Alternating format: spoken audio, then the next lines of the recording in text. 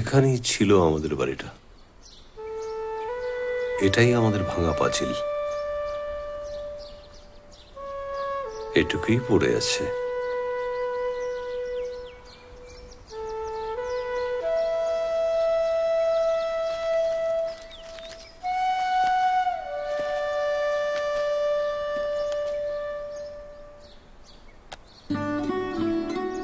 এখানেই আমাদের দরজাটা ছিল।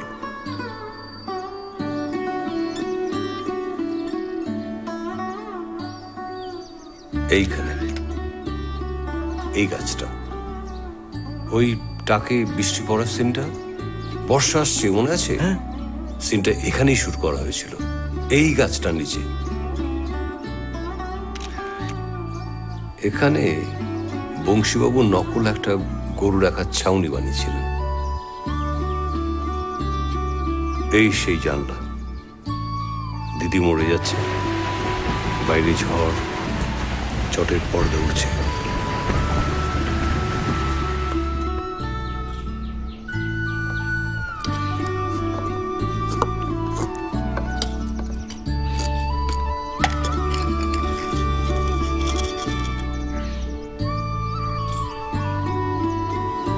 এই তাকেই লুকোনো ছিল দিদি চুরি করে আনা হারটা। তুলসী মঞ্চটা, শুটিংয়ের সময় এটা কত বড় মনে হতো আমার। এইটা ছিল পিসির দেওয়া, ইন্দির ঠাকুরনের, কাকাবাবুর নিজের হাতে পোতা জবা গাছ, বুঝেছ? গাছটা তখন একদম ছোট। পিসিমা খেয়ে এসে হাত ধুতে এখানটায়। যতীন, শিগগির তোর বাবুকে ডাক।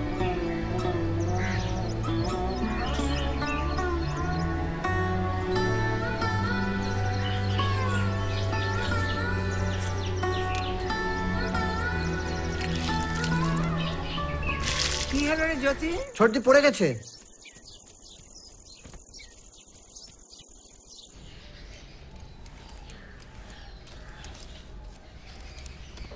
যতীন গেছে ডাক্তার ডাকতে, পাশেই বাড়ি, আসছে।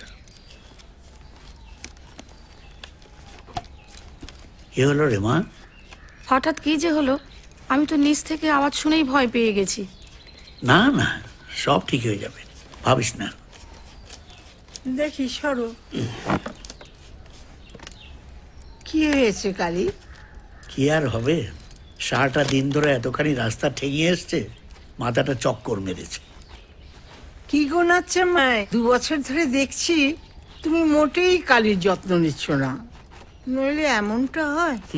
আবার শুরু করলে।